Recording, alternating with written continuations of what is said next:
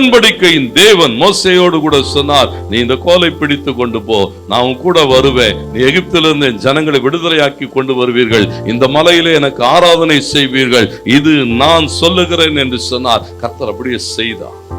ஆண்டவருக்கு மகிமை உண்டாடு. ஏன் சொன்னா அந்த உடன்படிக்கையிலே கொஞ்சம் கூட மாறாத தேவன். எசேக்கியாவை பாருங்க, ஆண்டவர் சொல்றாரு, அவன் என்ன செய்தான்னு சொன்னா, மோசேயை கொண்டு தேவன் கற்பித்த கற்பனைகளை விட்டு விடாமல். ஆண்டவர் சொன்னார், தேவனுடைய வார்த்தை வந்தது, அந்த வார்த்தைகளை என்ன செய்கிறானா கை கொண்டு நடக்கிற போது, ஆசீர்வதிப்பா ஆசீர்வதிப்பார், வழிகாட்டுவார்னா வழிகாட்டுவார், ஆலோசனை சொல்லுவான்னு சொன்னா ஆலோசனை சொல்லுவார். அப்ப அந்த ஆலோசனைகளின்படி நடக்கிற போது, எசேக்கியா அப்படி செய்த போது கர்த்தர் என்ன செய்தாரா, அவனோடு கூட இருந்தார். அவன் போகிற இடம்லாம் என்ன செய்ததுன்னு போட்டிருக்கு, எல்லா வாசல்கள் திறந்திருந்தது, எல்லா வாசல்களும் அனுகூலம். கர்த்தருக்கு மகிமை உண்டாடு. தேவன் நமக்கு அப்படித்தான் செய்வான்.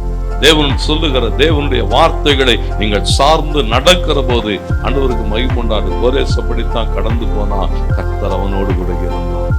ஒவ்வொரு தடைகள் இருக்கலாம், பெரிய விசுவாசம் தேவ பிள்ளைகளாக அந்த 1 கொரிந்தியர் 16:8-9 வசனங்களை சொல்லுகிற போது சொல்லுகிறான், அந்த தேசத்துக்குள்ளாய் வருகிற போது, எபேசு சபையோடு கூட அவன் பேசுகிற போது, எபேசு பட்டணத்தை குறித்து பேசுகிற போது சொல்லுகிறான், இங்கே என்னை விரோதிக்கிறவர்கள் அதிகம், இங்க அநேக பேர் என்னை விரோதிக்கிறார்கள், எதிராக இருக்கிறார்கள், ஆனா உன்னை குறித்து நான் கவலைப்பட மாட்டேன். ஏன்னு சொன்னா இங்கே பெரிதும் அனுகூலமான கதவு எனக்கு திறக்கப்பட்டிருக்கிறது. ஆமென் சொல்லுங்க.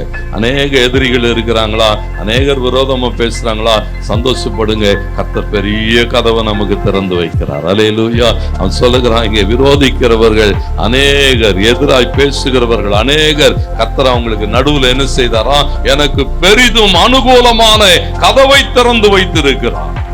ஒவ்வொரு நாளும் தேவனுக்கு மகிமை உண்டாகட்டேன்னு சொன்னா, தேவனை சார்ந்து ஓடுகிற போது வேதம் சொல்லுகிறது, நான் அபிஷேகம் பண்ணின கோரேசுக்கு முன்பதாய் கதவுகள் திறந்திருக்கும், வாசல்கள் பூட்டப்படாது இருக்கும்.